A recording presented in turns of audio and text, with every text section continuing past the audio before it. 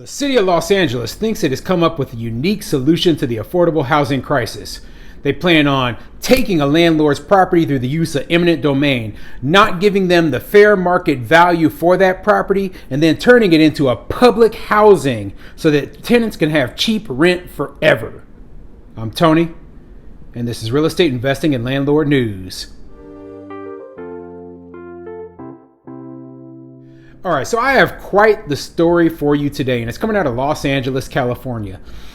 Now, as I've mentioned before, California is one of the most left-leaning, progressive places when it comes to tenant and landlord regulations and rules. Okay, so this sort of thing, it shouldn't surprise you, and it doesn't surprise me because when I read this article, they played it off like, hey, this is this great thing that's happening for these tenants, and it's going to be a solution to this affordable housing problem, and the city had to step in and do something. And the only thing I could even I could read between the lines. I could see that it was clearly a constitutional violation, a violation of property rights, that it was a push purely into socialism. And the people writing the article, the politicians, everyone involved doesn't even realize it because they're so blinded by their idiocy, okay?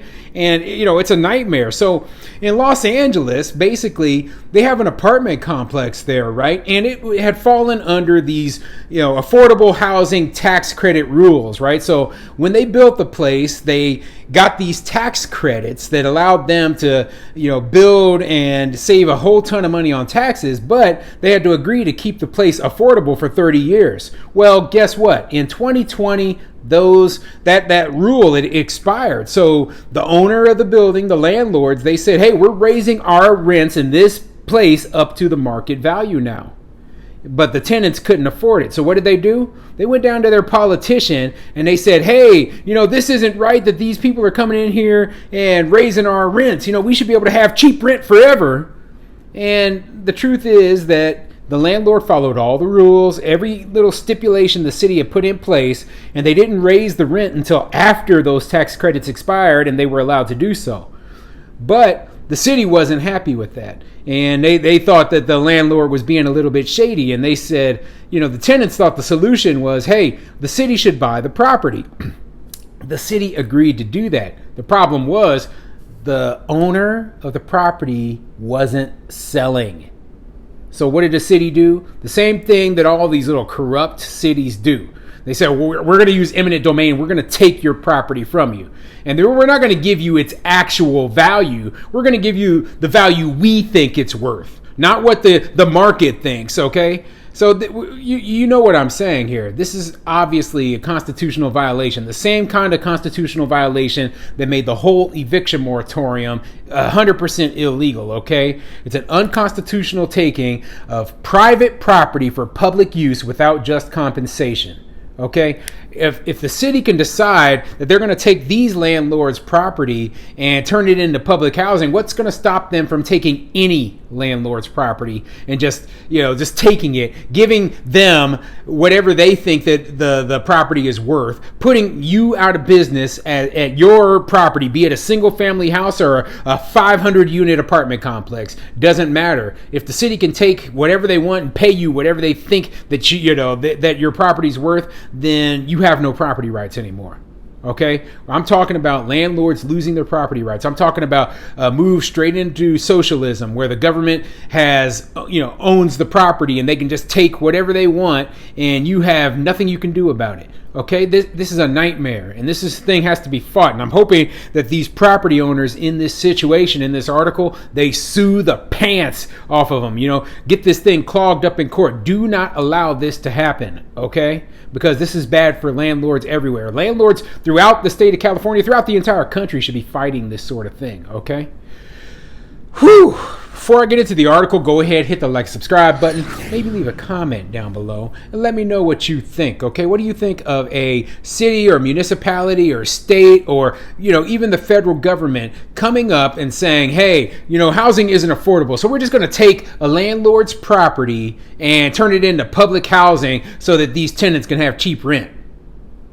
I mean, to me, that seems like a pure abuse of eminent domain. I'm not a fan of eminent domain in almost any case. I understand that there are certain situations, very, very small number of situations where it is actually necessary. But housing issues is not one of them, okay? I'm thinking of, public works projects that would be necessary for the entire city to benefit. Something like, okay, we need to pull in water from outside because we have a huge water shortage throughout the entire city, and the only way we can get that water in is through a pipeline that might cut through, a place where there are houses. So we have to buy those houses so that we can build this pipeline so that the whole city can have water. That's the kind of thing you would use eminent domain for, not so that, however many tenants are living in an apartment complex can have cheap rent. That's stupid, okay? And it shouldn't be legal, and I don't know if it is legal. So they should fight against it. Anyway, this article is coming from asamnews.com, and it says, LA to buy Chinatown apartments amid rent increases. Now, this article, it's written from the perspective of, this is a good thing, right? I am in 100% disagreement with that, and I will tear it apart as I'm reading it, but let's get into it. After a unanimous vote on Friday, the Los Angeles City Council has begun the process of trying to buy a housing development in Chinatown due to tenant complaints about rent increases. We've been fighting for 3 years. It's been hard. It's been very stressful. But we're here, and this is our final moment, said Nancy Ramirez, a resident of the building for 26 years, to Fox LA. This is part of Chinatown residents' greater battle to fight for housing in the face of gentrification. Tenants of the building have been asking the city for help combating the unaffordable rent, reports CBS News. If the city wants to help these people, able to afford the rent that these landlords are charging and are legally able to charge, this is what the city should do. They should provide the tenants with rental assistance money for the percentage of the rent that they can't afford. Otherwise, there's nothing really that should be able to be done, okay? If these landlords are following the law and following the rules that the city itself put into place, then there is nothing illegal that is being done. And this tenant, even though she's lived there for 26 years, she doesn't own the place. She has no rights to the place. So she cannot dictate how much she thinks the rent should be. The building is Hillside Villa, one of thousands of buildings in LA constructed with decades-old loans from the city. Originally, the developers were obligated to allow affordable housing units, but many of those agreements are expiring, so landlords are raising rents. The Hillside Villa apartments in particular were constructed with loan assistance of around $5.5 million. So yeah, they received $5.5 million worth of loan assistance, but they had to agree to keep the places affordable for, I believe it was 30 years, right? But I read this article earlier and I thought it said 30 years. Maybe I'm mistaken, but for whatever time period, right? Well, they waited that time period out, and guess what? Now they no longer have to keep those units affordable. They rose the rents on them. Okay, there's no expectation for this landlord to keep their rents affordable, as they say, forever, just because they received this loan at some point in the past. I mean, they no longer have the benefit of, whatever the city had gave them. So guess what? Now is the time for them to finally move on and raise those rents up to market rates. According to Fox LA, residents of the apartments have lobbied since 2020 for the city to purchase the building, arguing the landlord increased some rent prices by as much as 300% after the building's affordability covenant expired in August of 2020. Tenants claim that some were paying around $900 to $1,200 a month and saw a rent increase up to $3,200 a month. Well, that should be a clue there just how much of a discount these people were getting, okay? They were living in these units, right, in Los Angeles, in a very popular area. At least from this article, it sounds like a very popular area. And they were getting a bargain. Like imagine you go down to Beverly Hills and they say, hey, you can rent this, $10 million mansion for $2,000 a month. Well, of course I'm going to do it, right? But eventually that will go away. And you have to realize that you cannot keep that up indefinitely. Someone is paying for it. Okay, someone has to pay the money so that you can live in there at this discounted price. And in the past, that was the landlord. Okay, the landlord was probably made a bet on appreciation for the area, which was a pretty reasonable bet considering how much appreciation there is in LA. But they knew also that eventually when the conditions of this loan expired, they'd be able to raise rents up to market rate, and their property would then increase in value, by a huge amount. Okay. So yeah, I mean, it makes sense. And this is why investors do this sort of thing. Like, do you really think a real estate investor would have built this property in the first place if they thought that they would be forever obligated to, basically never make any money? Of course not, because that would ruin their profit incentive. Okay, that's why these private companies, they develop these kind of units, because they have this profit incentive in mind, and some of them have a very long game in mind. There's nothing wrong with that, other than when the city itself changes the rules after the start of the game. That is wrong, and it should be illegal, in my opinion. One resident, Alejandro Gutierrez, told council members that his $1,063 rent was increased to $2,660, with parking fees increasing from $50 to $100 as well. He claimed his landlord told him to seek rental vouchers, which take years to get.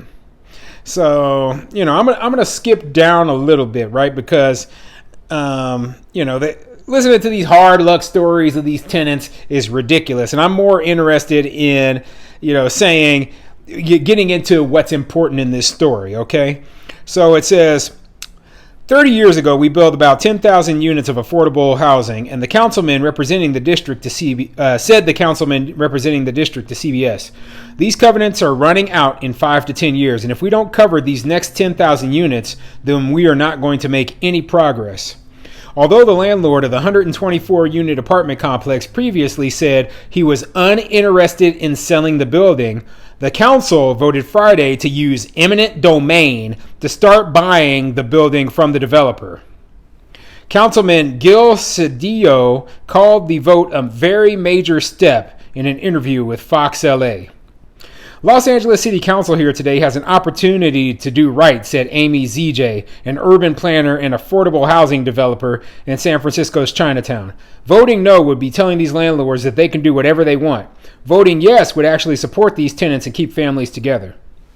Well, Amy ZJ, okay, the landlords can do whatever they want with their property, okay? They can raise the rent because that is the rules that the Los Angeles Council put in place. They said, hey, for this term, you cannot raise the rents. It has to be affordable housing if you use this loan from the city. They did that. They played by the rules. They did everything right. And now you're coming up and you're telling, well, no, you can't do what you planned on doing from the very beginning. No, you can't do that because we don't think it's fair. So we're going to take your property from you. We're going to steal your property from you so that we can, make it government housing, turn it into public housing. And if you notice, the first paragraph I said, they mentioned that there were 10,000 units in Los Angeles like this, okay? There's 10,000 units, multiple apartment complexes throughout the city that are in the same situation where these tax credits or these, these benefits that were used to construct them, and now they are about to expire.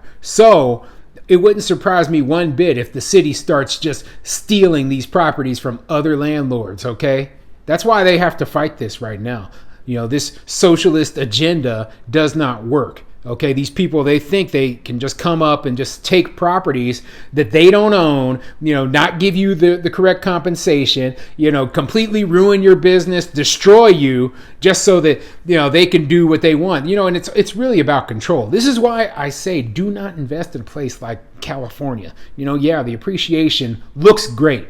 And I know people have become billionaires from California real estate. But, nowadays, if you are a small mom and pop landlord especially, okay, your property rights are so limited that it just isn't worth it, okay? There's other places where you can go, where you can invest and be treated with respect, where you still have property rights, and you don't have to jump through these ridiculous hoops, and you don't have to worry about the government using eminent domain to take your property from you.